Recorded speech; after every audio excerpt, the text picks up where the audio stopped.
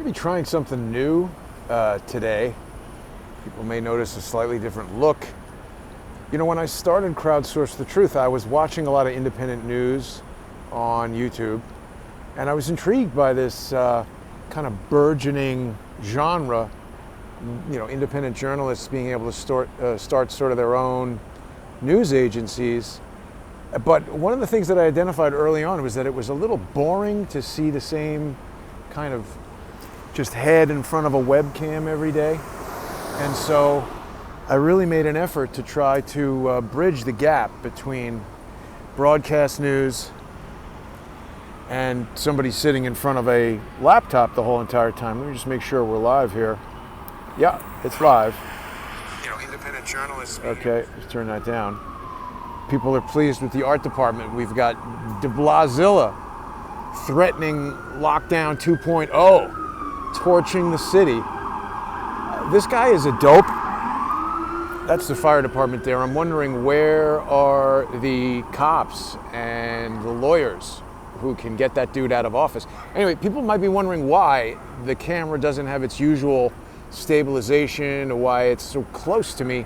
We're going to try something different today. I got a bike, and people can see there's a camera there.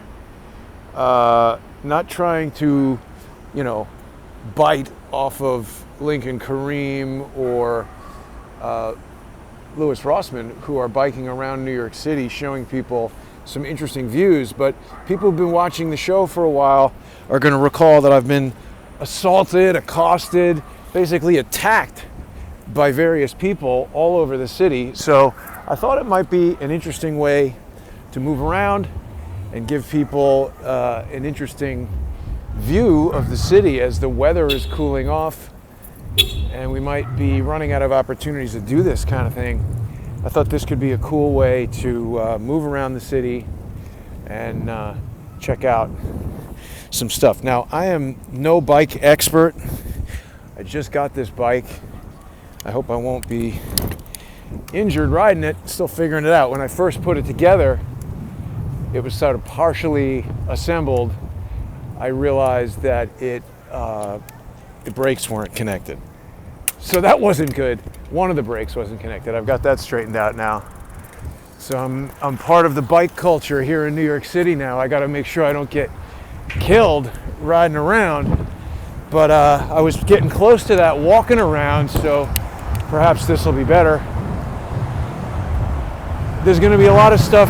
Maybe it's windy right now. It's hard for me to tell. I can barely hear. But the other thing that's useful about the bike, there we go, people overtaking. I don't really want to ride public transit anymore because, you know, you got to have a mask and you're going to get tested and all that kind of stuff, or perhaps hassled by the cops or whatever. So at least with the bike now I could maybe get around to some of these other neighborhoods where de Godzilla, what is it? De Blasio is threatening to close down. Now, as I understand, it was isolated, or limited, I should say, to certain zip codes, mostly in Queens, and people have been emailing me, asking me, what do I think about Mayor de Blasio targeting the Hasidic communities around New York, that this is something he's doing against Jewish people. I don't know if that's correct. The neighborhoods in question are, see, there's clicking and things going on. What is that? The neighborhoods in question are for sure Hasidic Jewish neighborhoods for the most part.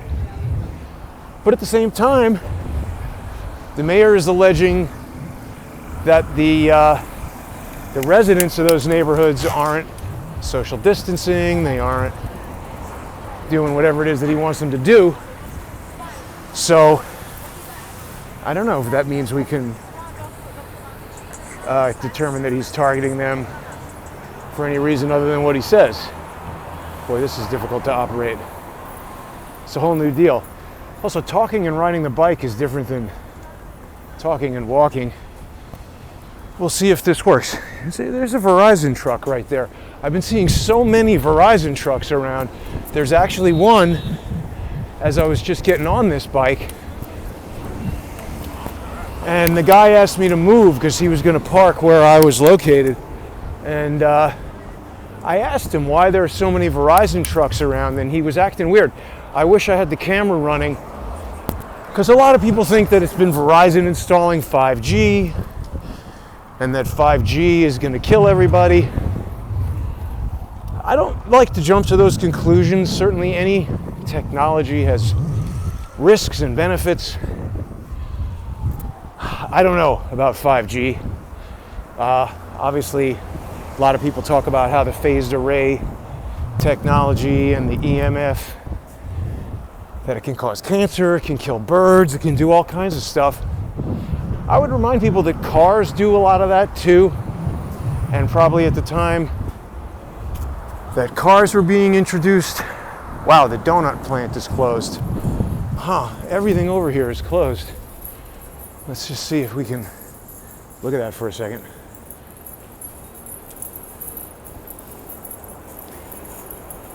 I mean, the point is, there had to be proponents of horse and buggy who were annoyed when cars were coming out and told people, you know, you're going to crash the car, you're going to put carbon monoxide into the atmosphere and kill everybody.